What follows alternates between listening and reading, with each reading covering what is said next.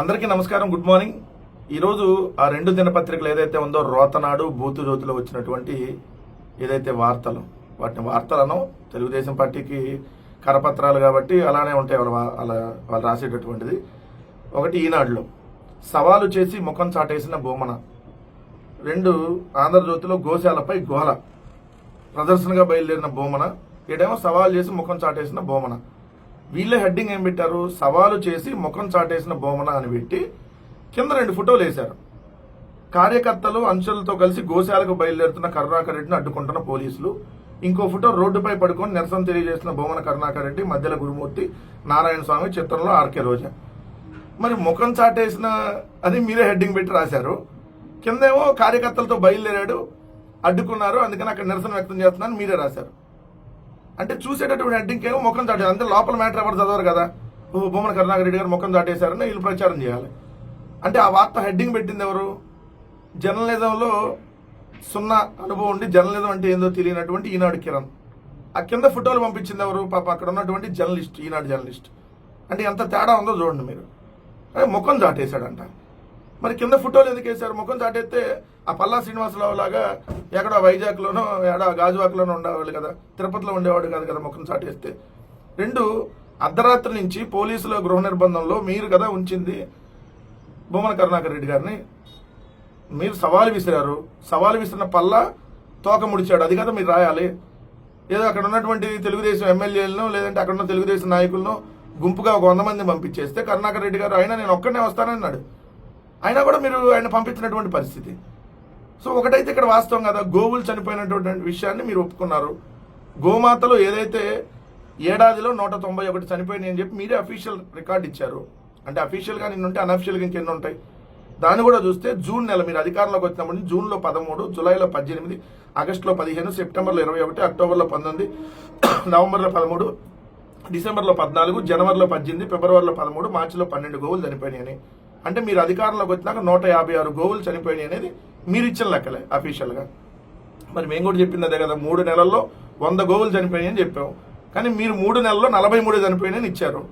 మేము 100 చెప్పింది విత్ ఆధారాలతో చెప్పాము, మీరు 43 అన్నారంటే చనిపోయిన మాట వాస్తవమే కదా. 43, 100 అనేది మేము దగ్గర 100 ఉన్నాయి, మేము చూపిస్తాము, గోశాలకు వెళ్దాం పదండి, అసలు ఆ గోశాల సక్రమంగా లేదు నిర్వహణ అని చెప్పి వెళ్దామని మా నాయకులు వస్తుంటే అడ్డుకొని సిగ్గు లేకుండా ఈనాడు కిరణ్ రాసింది తోక ముడిచాడంట. సవాలు విసిరి ఎవరు తోక ముడిచింది? తోక ముడిచి పలాయన యాదవ్ చేసింది పల్లా శ్రీనివాస్ అని కదా మీరు రాయాల్సినటువంటి వార్త. సవాల్ చేసి ముఖం చాటేటువంటి చంద్రబాబు నాయుడికి మీ తెలుగుదేశం వాళ్ళకి అలవాటు. వైఎస్ఆర్ కాంగ్రెస్ పార్టీ వాళ్ళు వస్తున్నాం అంటే వస్తున్నాం, సై అంటే సై అంటాం ఎప్పుడైనా సరే. సో అది మాకున్నటువంటి క్రెడిబిలిటీ. బూతు జ్యోతిలో బాగా కిక్కెక్కే వార్త రాశారనమాట. ఖజానాకు కిక్కు వార్త పేరే. 2024-25లో 28,842 కోట్ల మధ్య రాబడి వచ్చిందంట. ఏది? ఆంధ్రప్రదేశ్ రాష్ట్ర ప్రభుత్వానికి. ఇదే జగన్మోహన్ రెడ్డి గారి హయాంలో కంటే 14% వృద్ధి చెందిందంట. ఇది మద్యం అమ్మకాలు 14% పెరిగినాయి అంట. అంతకుముందు 25,000 కోట్ల ఆదాయం వస్తే ఇప్పుడు 3,000 కోట్లు పెరిగిందంట ఆదాయం. సో ఇట్లా చూసుకుంటే 5 ఏళ్లలో 18,000 కోట్ల ఆదాయానికి గండిపడింది. సో క్వార్టర్ 99 రూపాయల ఎఫెక్ట్ బాగా పడింది రాబడిపై. అంటే తెగ తాగుతున్నారు 99 రూపాయల మందు అని చెప్పి ఒక వార్త రాశారు. రాసి షాపుల దరఖాస్తు రుసుములో 1905 కోట్ల రూపాయలు వచ్చినాయి. మద్యంపై వచ్చే పన్నుల రూపంలో 24,730 కోట్లు వచ్చినాయి. షాపులు, బార్లు, డిస్టిలరీలపై లైసెన్సుల ఫీజుల రూపంలో 2,206 కోట్లు వచ్చినాయి. మొత్తంగా 28,842 కోట్లు డబ్బులు వచ్చినాయి మద్యం మీద. కిక్కెక్కింది అసలు. ఆ రాష్ట్ర ఖజానాకి కిక్కెక్కే వార్త రాశారు. ఇదే జగన్మోహన్ రెడ్డి గారి అంటే బాగా లిక్కర్ సేల్స్ పెరిగినాయి అంట. సిగ్గులేదు రాయటానికి రాధాకృష్ణ? లిక్కర్ సేల్స్ పెరిగినాయి అంటే తాగిస్తున్నారనే కదా, విచ్చలవిడిగా తాగిస్తున్నారని. అందుకనే కదా, ఎక్కువ తాగితేనే కదా ఎక్కువ ఆదాయం వచ్చేది. అంటే జగన్మోహన్ రెడ్డి గారు హయాంలో తాగే వాళ్ళు తగ్గారని నువ్వే ఒప్పుకున్నట్టు రాసావు కదా. మరి ఆ రోజుల్లోనేమో తెగ తాగేస్తున్నారు, అసలు ఇంత ఆదాయం వచ్చేస్తుంది, ఏది నాన్న బుడ్డి అమ్మ ఒడికి ఇచ్చే డబ్బులని నాన్న బుడ్డి నుంచే ఇస్తున్నారు అన్నారు కదా. మరి ఈరోజు నాన్న బుడ్డులు ఎక్కువ మంది తాగుతున్నారు. మీరే చెప్పారు కదా 99 రూపాయలు ఎక్కరు. మరి అమ్మ ఒడి ఎందుకు ఇవ్వలేదు? ఒక ఏడాది మొత్తం ఎందుకు వదిలేశారు? ఇప్పుడు ఈ ఏడాది కూడా బడ్జెట్లో అయితే పెట్టారు, ఇస్తారో లేదో తెలియదు. మరి నానబుడ్డులు ఇస్తున్నారు కానీ 99 రూపాయలకి నానబుడ్డులు ఇచ్చి తాగండి, తాగి ఓగండి అని చెప్పి మరి అమ్మఒడి ఎందుకు ఇవ్వట్లేదు? 14% పెరిగినాయి అంట. రాష్ట్ర సిగ్గు లేకుండా అట్ట రాస్తున్నారు చూడండి. 2023-24లో 4.55 కోట్ల కేసులు మద్యం అమ్మితే ఇప్పుడు 4.97 కోట్ల కేసుల మద్యం అమ్మారంట. లిక్కర్లో 7.38%, బీర్లో 14.13% అమ్మకాలు పెరిగాయి. అంటే విచ్చలవిడిగా మద్యం అమ్మకాలు పెరిగినాయి అని చెప్పి రాశారు. రోజు జిల్లా పేపర్లోకి వెళ్తే ఓపెన్ బార్లు, మద్యం షాపుల్లో ఇచ్చేదిగా లూజ్ సేల్స్, డిస్పోజల్ గ్లాసులు, వాటర్ ప్యాకెట్లు అమ్ముతున్నారు. కాకినాడ సిటీ బదులు మద్యం అమ్ముతున్న బెల్ట్ షాపు, కొనడం తాగటం అక్కడే బార్లను తలపిస్తున్న వైన్ షాపులు, ఇచ్చేదిగా అనధికార పర్మిట్ రూములు, మామూలు మత్తులో జోగుతున్న అధికారులు. అలానే మీరు వార్తలు చూస్తే నిర్విరామంగా బెల్ట్ షాపులు, 24 గంటలు బెల్ట్ షాపుల వ్యాపారం, ఎక్కువ 5 గంటలకే బెల్ట్ షాపుల వ్యాపారం. అంటే 5ంటికే పొద్దున్నే ఆంధ్రాలో మందు దొరుకుతుంది. 40,000 కడితే బెల్ట్ షాప్ ఇచ్చేస్తున్నారు. హిందూపురం వల్ల మధ్యపురం అయిపోయింది. Syndicate full kick, double kick, ఒక్కరోజు 28 కోట్ల బిజినెస్. బెల్ట్పై కొరవడిన నిఘా, 100 వరకు బెల్ట్ షాపులు ఒక్క మండపేటలోనే. ఊరూరా బెల్టు, విచ్చలవిడిగా యానా మద్యం కూడా ఇక్కడ తీసుకొచ్చి అమ్ముతున్నారని. వీధికో మద్యం గొలుసు దుకాణం, మందు కొంటే మొక్క ఫ్రీ, వాటర్ ప్యాకెట్, గ్లాస్ కూడా. ఇవన్నీ మీ పత్రికల్లో వచ్చినటువంటి వార్తలే, ఏదైతే మీ పత్రికల్లోనే వచ్చినాయి. అంటే విచ్చలవిడిగా మద్యాన్ని తాగండి, తాగి ఓగండి అని చెప్పి 99 రూపాయలకే ఏదైతే పిచ్చి బ్రాండ్లు ఈ దేశంలో ఎక్కడ ఉండవు అంత వరస్ట్ బ్రాండ్లు తీసుకొని వచ్చి, ఏది సుమో విస్కీ అంట, సుమో టాటా సుమో వాళ్ళు Sumo whisky, short whisky, Bengaluru malted whisky, Kerala malted whisky, ఈ ఎక్కడన్నా ఉంటాయా? ట్రాపికోనా బ్రాందీ, ఇలా చీప్ బ్రాండ్లన్నీ తీసుకొని వచ్చి ఈ రాష్ట్రంలో ఉన్నటువంటి మద్యం తాగే వాళ్ళని చంపేస్తూ మీరు ఈరోజు విచ్చలవిడిగా గుడి పక్కన బడి పక్కన ఏరులై మద్యం పారుతా ఉంటే, మద్యం వల్ల ఆదాయం బాగా వచ్చింది. ఏం చేశారు ఈ ఆదాయం? సరే వచ్చింది, ఏం చేశారు ఈ ఆదాయం? ఒక్కరికన్నా ఒక పథకం అన్న ఇచ్చారా కనీసం? జగన్మోహన్ రెడ్డి గారి హయాంలో ఏం జరిగినా రాద్ధాంతం.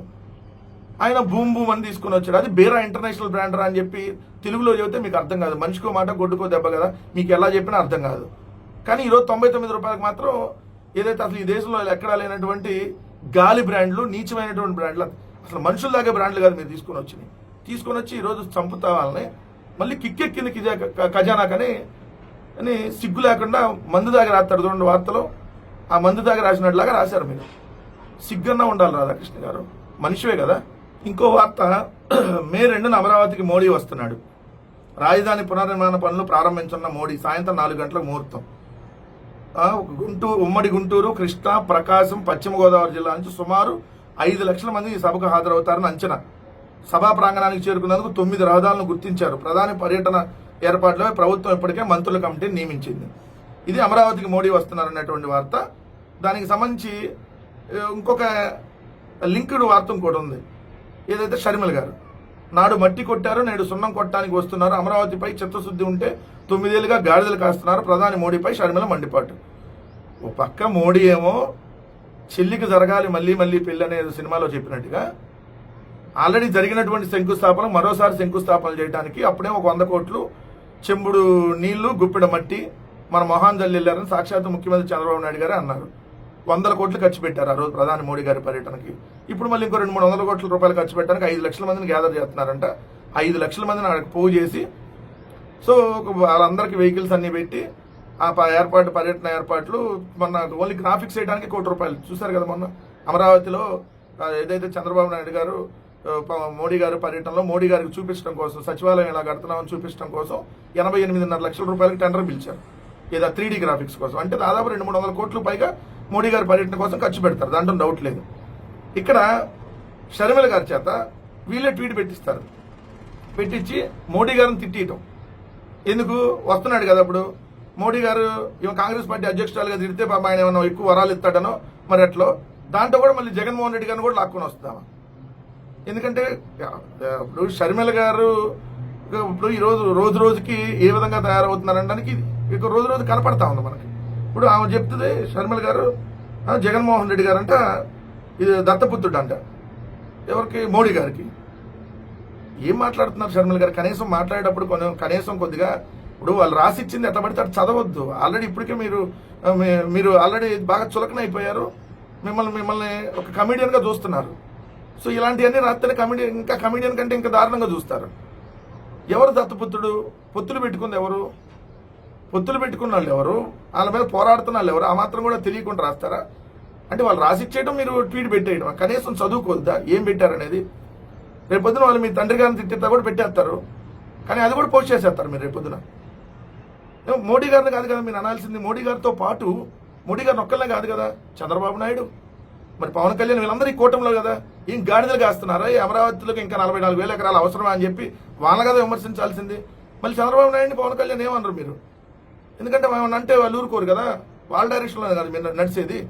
సో వాళ్ళు మోడీ గారిని మాత్రం అనిపిస్తున్నారు. మోడీ గారిని అనండి, ఆయనతో పాటు వీళ్ళని కూడా అనాలి. ఇంకా జగన్మోహన్ రెడ్డి గారి మీద పడి ఇంకా ఏడవమాకండి. ఆల్రెడీ జగన్మోహన్ రెడ్డి గారిని నాశనం చేసిన చాలు. మీరు ఇంకా నాశనం చేయాలనేటటువంటి ఎక్కడో ఉంటారు విలల రూపంలో, ఏది చెల్లెల రూపంలో ఇట్లుంటారని ఏదో సామెతలాగా అది మీకు కరెక్ట్గా యాక్ట్ అవుతుంది. ఈనాడులో ఒక వార్త, మిరప రైతుకు మిగిలేది కన్నీరే, పెరిగిన పెట్టుబడులు ఎకరాకు 3 లక్షలు, ఉత్పత్తి వ్యయం క్వింటాలకు 15,000, దక్కేది 10,000 నుంచి 13,000 లోపు, ఎకరానికి 50,000కు పైగా మిర్చి రైతు నష్టపోతున్నాడు, ఆందోళన రైతులు. ఇది వాళ్ళు పెట్టిన హెడ్డింగ్. ఎస్, మిర్చి రైతుకు మిగిలేది కన్నీరే. కానీ ఈ కన్నీరు ఎవరి వల్ల వచ్చిందని వాళ్ళు రాయరు. ఇక్కడ వార్త రాస్తారు బాబు, మిర్చి రైతు అంతా కన్నీరే అని. ఇంకా కొన్ని రోజులు పోతే జగన్ గారి వల్ల ఇదంతా వచ్చిందని కూడా రాస్తారు. ఆల్రెడీ కొన్ని చోట్ల రాస్తున్నారు ఇట్లా. కానీ ఇప్పుడు మిర్చి రైతులు కన్నీరు ఎందుకు అని అంటే అది రాయరు. కానీ లోపల మ్యాటర్లోకి వెళ్తే ఒప్పుకోక విషయం ఒప్పుకొని రాస్తారు. ఇది రైతులను ఆదుకునేందుకు ముఖ్యమంత్రి చంద్రబాబు కేంద్రానికి లేఖలు రాశారు. ఎప్పుడు రాశాడు చంద్రబాబు నాయుడు గారు? జగన్మోహన్ రెడ్డి గారు గుంటూరు మిర్చి యార్డ్ దగ్గరికి వెళ్ళిన తర్వాత ఆ రోజు సాయంత్రం లేఖ రాశాడు. అప్పుడు దాకా చంద్రబాబు నాయుడు నిద్రపోయాడు, రైతుల గురించి వదిలేశాడు. కానీ జగన్ గారు వెళ్ళిన తర్వాత అప్పుడు కేంద్ర ప్రభుత్వానికి లేఖ రాస్తే వాళ్ళు కేంద్ర ప్రభుత్వం క్వింటాలకు 11,781 రూపాయలు ధర దక్కేలా చూస్తామని హామీ ఇచ్చారు. కొంటాం ఒక 25% అన్నారు. ఇది 100% మేము కొనగానే 25% కొంటాం అన్నారు. అప్పటికి రైతులకు నష్టమే, 11,786 కూడా కొన్నా కూడా. కానీ ఆ 11,786 ధర దక్కేలా చూస్తామని హామీ ఇచ్చిన ఇంత మట్టికి ఆ రైతుకు సాయం అందే విధంగా విధి విధానాలు ఇప్పుడు వరకు ఖరారు చేయాల. అంటే ఇక్కడి నుంచి ఖరారు చేసి వాళ్ళకి పంపించలే వీళ్ళు. ఇదిగోండి సార్ ఇంతమంది ఉన్నారు దీనికి సంబంధించి. ఎప్పుడు జగన్మోహన్ రెడ్డి గారు మిర్చికి సంబంధించి వెళ్ళి దాదాపుగా 2 నెలలకు పైగా అయింది కదా, 2 నెలలు పైగా జగన్మోహన్ రెడ్డి గారు గుంటూరు వెళ్ళి అయితే ఇప్పటి వరకు విధి విధానాలు ఖరారు చేయలేదంటే ఈ రాష్ట్ర ప్రభుత్వం ఏ విధంగా ఏదైతే రైతుల మీద కక్ష కట్టిందనేది ఈ వార్త చూస్తే అర్థమైంది కదా. ఇది కదా రాయాలి. మిరప రైతులకు మిగిలేది కన్నీరు కాదు, మిరప రైతులకి కన్నీరు మిగులుతున్నటువంటి కూటమి ప్రభుత్వం ఇప్పటి వరకు విధి విధానాలు ఖరారు చేయలేదు. కనీసం ఆ 11,000 కూడా కొనడానికి రాష్ట్ర ప్రభుత్వం కేంద్ర ప్రభుత్వానికి పంపించలేదు అనేది కదా వార్త రాయాల్సింది. ఇది రాయరు. ఏదో వీళ్ళు రైతుల మీద ప్రేమ చూపిస్తున్నట్టుగా ఒక వార్త రాసేసి దీన్ని మసిపూసి మారేకాయ చేసేటటువంటి ప్రయత్నం. ఈనాడులో హైదరాబాదు సంబంధించినటువంటి వార్త ఆంధ్రప్రదేశ్ ఎడిషన్లో వేశారు. ఇది హైదరాబాద్కు సంబంధించినటువంటి వార్త ఆంధ్రప్రదేశ్ ఎడిషన్లో వేసి, స్థలాలు ఖరీదైన సాగుపైనే మక్కువ. హైదరాబాద్ నగరం హైతనగర్ సమీప కుంట్లూరులో రహదారిని ఆనుకొని ఉన్న స్థలాలు చాలా ఖరీదైపోయాయి. ఈ స్థలాలను కొనుగోలు చేసి కొందరు ఇల్లు విల్లాలు నిర్మించుకున్నారు. మరికొందరు మాత్రం భూముల విలువ కోట్లు పలుకుతున్నా వారసత్వంగా వచ్చిన వాటిని వదులుకోలేక వ్యవసాయంపై మక్కువతో వరి పంటను సాగు చేస్తున్నారు. దీంతో ఓవైపు ఇల్లు మరోవైపు పచ్చని పొలాలు ఇలా కనువిందు చేస్తున్నాయి. ఇది హైదరాబాద్కి సంబంధించి ఆంధ్ర పేపర్లో వేశారు ఈనాడులో. మరి అక్కడ రైతులు ఇది వాళ్ళు వ్యవసాయం మీద మక్కువతో కోట్ల రూపాయల ధరలు పలుకుతున్న వ్యవసాయమే చేసుకుంటున్నారు. ఓ పక్క పచ్చదనం కనపడుతుంది అని రాశారు కదా. మరి 3 పంటలు పండేటటువంటి భూముల్ని ఆల్రెడీ 35,000 ఎకరాలు తీసుకున్నారు. ఇంకొక 45,000 ఎకరాల సేకరణకి వాళ్ళే ఎగబడి వస్తున్నారంట. రైతులు బతిమలాడుతున్నారు, నారాయణ గారు వెంటబడుతున్నారు. పొద్దున్నే నిద్రలంగానే వాళ్ళ ఇంటి ముందు ఉంటున్నారు. మధ్యాహ్నం లంచ్ కూడా బాగునట్లేదు. రాత్రి అయితే అసలు బయటికి ఎక్కడికన్నా వెళ్ళి ఆయన వస్తే ఆఫీస్ దగ్గర నుంచి ఇంటికి వస్తే ఇంటి దగ్గర కాపలా కాసి మరి మా భూములు తీసుకోండి అని చెప్పి 44,000 ఎకరాలు తీసుకుంటారా లేదా అని చెప్పి ఊర్లు నారాయణ గారు వెంటబడుతున్నాయని రాశారు కదా నిన్నగా మొన్న మీ పత్రికలో. అంటే అక్కడ పాపం రైతులు వ్యవసాయం చేసుకోరా? అక్కడ 3 పంటలు పండేది పచ్చదనంగా ఉండటం రైతులు జీర్ణించుకోలేరని మీరు రైతుల మీద వ్యతిరేకంగా రాస్తున్నారు వార్తలో. ఎవరు రైతులు కూడా మా భూములు తీసుకుని ఎగబడరు. ఇప్పటికే ఆల్రెడీ ఇచ్చినటువంటి వాళ్ళు ఎందుకు ఇచ్చారా బాబు అని ఏడుస్తున్నటువంటి పరిస్థితి. మళ్ళీ మీరు 44,000 ఎకరాల భూసేకరణ కాదు, ఒక్కొక్క 5,000 ఎకరాల భూసేకరణ వెళ్ళండి, ల్యాండ్ పూలింగ్ అని వెళ్ళండి, చెప్పులు తీసుకొని ఈరోజు తరుగుతారు మిమ్మల్ని. అక్కడేమో వెంటబడతారంట రైతులు. మేము సాగు చేసుకోము బాబు, మా భూములు మీకు ఇచ్చేస్తాం ప్రభుత్వానికి, కట్టేయండి ఇక్కడ గ్రాఫిక్స్లో రాజధాని కట్టేయండి అని చెప్పి వాళ్ళు ఎగబడతారంట.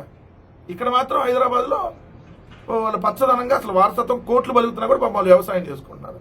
ఇలా వార్తలు ఉంటాయి.